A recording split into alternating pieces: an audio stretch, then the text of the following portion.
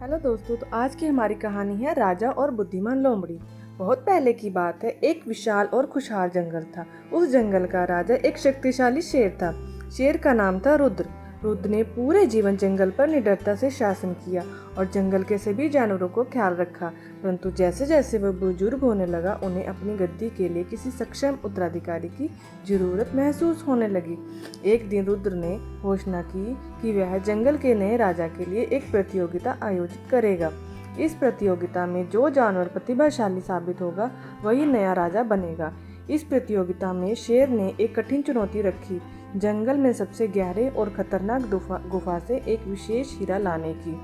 जंगल के सभी जानवर इस घोषणा से चकित और चिंतित हो गए। कौन इस खतरनाक काम को करेगा और कैसे? मगर एक जानवर था जो इस चुनौती को स्वीकार करने का साहस जुटा पाया। वह जानवर था जुगनू लोमड़ी। जुगनू एक बहुत ही चतुर और सोच समझदार वाला जानवर था। उसने सोचा कि अगर वह इस प्रतियोगिता में जीत गया तो वह जंगल का नया राजा बन जाएगा।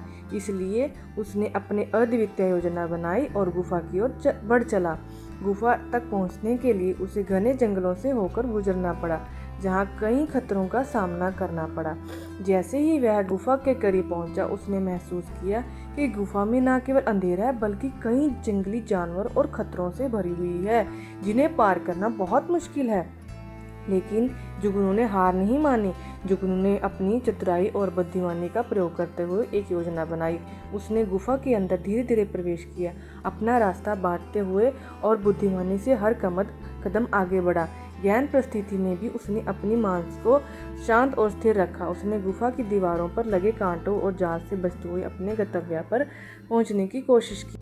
जुगनू ने अंततः हीरे का मणि ढूंढ निकाला, जो गुफा के सबसे गहरे हिस्से में नीचे था।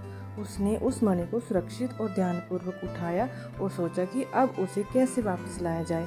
उसने अपने अनुभव का इस्तेमाल किया और धीरे धीरे साथ ही साथ सड़क तरफ से उस खतरनाक गुफा से बाहर निकला। जंगल के बाकी जानवर बहुत उत्सुक थे कि कौन इस चुनौती को पूरा कर पाएगा। जब जुगनू सुरक्षित हीरे के साथ वापस आया, तब सभी जानवर चकित रह गए। शेर रुद्र ने जुगनू की हथियार उठाकर उसकी साहस और बुद्धिमानी की भूरी भूरी प्रशंसा की और उस जंगल का नया राजा घोषित किया।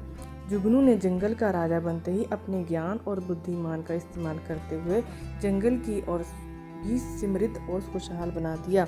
उसने हमेशा सत्य और न्याय का पालन किया और बच्चों को भी सिखाया कि कैसे बुद्धिमानी से चुनौतियों का सामना किया जा सकता है।